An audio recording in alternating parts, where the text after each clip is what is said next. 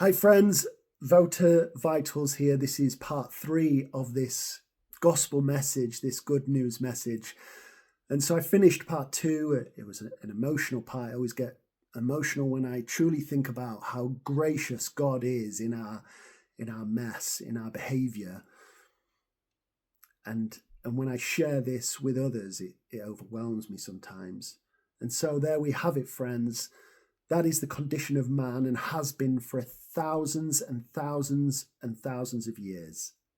We have fallen from grace and we live in those consequences. Everything that we are, everything that we do, everything that we know is a result of the fall and a battle for God to win us back.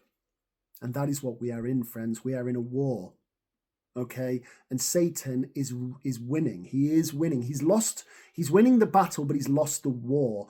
And how did he lose the war? Well, remember the promise that God made. He said, I will send someone to save you. And that started. So you see, the journey then starts throughout the Bible. And I would love nothing more than to go through the entire Old Testament with you, because I just love it. I would love it. But what does it mean? Look, the Bible is broken up into two. But Bible means Biblia, which is a library. It is the Holy Bible.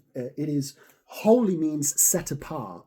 So a set apart library. In other words, friends, this is a library that's set apart. It's not like any other library in the world. It's a library out of this world, because it's not of this world, it's of God. It is God's. Think of the Bible as God's blueprint for us, but also a autobiography / love letter / promise. Yeah? This is God in the garden saying to us, I'm coming back for you. This is who you are. This is who you are in light of me. You are separated from me, but I'm coming back. I'm coming back for you. I'm going to save you. And then what do you do with that? So we put this book in half. We've got the Old Testament and the New Testament. The Old Testament is the relationship with the Jews. So God, I am, it goes by other names of Yahweh in the Old Testament and Jehovah. He has a relationship with the Jews because one day he approaches a man called Abraham. Abraham is a figure in the Bible, because before we get to Abraham, actually, I'll just give you a very brief context of how we get to Abraham. So we've left Adam and Eve, haven't we? Okay, so here we go. Here is a super duper fly through the Old Testament up to Abraham. I'm going to try this. All the theological scholars out there will be pulling me apart on this, but what can I do in a short YouTube? But look, we've got rebellion, yeah? Rebellion. Adam and Eve go, but they hold on to this promise. They say, God's going to send us a savior, right? Eve thinks the savior is going to be one of her children, yeah? But unfortunately, it's not. It's not one of her children. So the generations go on and sin enters in, and God speaks to these certain people. Isaiah and speaks to these people. We know the story of Noah and the ark, and he speaks to these people directly, audibly. Yeah, I am God. He speaks to them. Samuel and David, King David, he speaks to them all. Now, they all go through life like a roller coaster of a relationship with God. Yeah, and before we really get to Jesus. Before we get to Jesus and the story of Jesus, you have to understand the history of man before Jesus. God has a chosen people. He said, I chose you before the beginning of time, right? I chose you before the beginning of the world. And he made a promise. And so as he's in this tumultuous relationship with various characters and families throughout the Old Testament, he gets to a certain family where he starts the family, the big family, the chosen family, the church, and that is Abraham. Abraham was a man wandering in the wilderness, and God spoke to him and said, have faith in me, by faith that I am the God of the world. And Abraham, by faith, said, okay, you are the God of the world. You are. You created everything. And God blessed Abraham and blessed his family. And it was, again, a roller coaster of emotional relationship, because that is the nature of man. We don't want God. We hate God. We're at enmity with him because of the fall. Our default is to hate God. We don't understand what he's done for us because we're too busy trying to be our own God, with the help also of Satan and the unseen powers of this world helping us to keep distracted through anything we can. We have a God-shaped hole in our bodies that we are trying to fill with everything except God. It might be a football team, it might be the gym, it might be chocolate, it might be booze, it might be sex, drugs, anything else. It might even be family.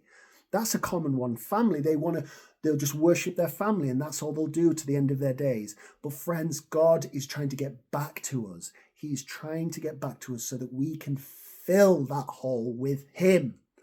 All right, so Abraham's family going down the line, the lineage is all here in the New Testament, right?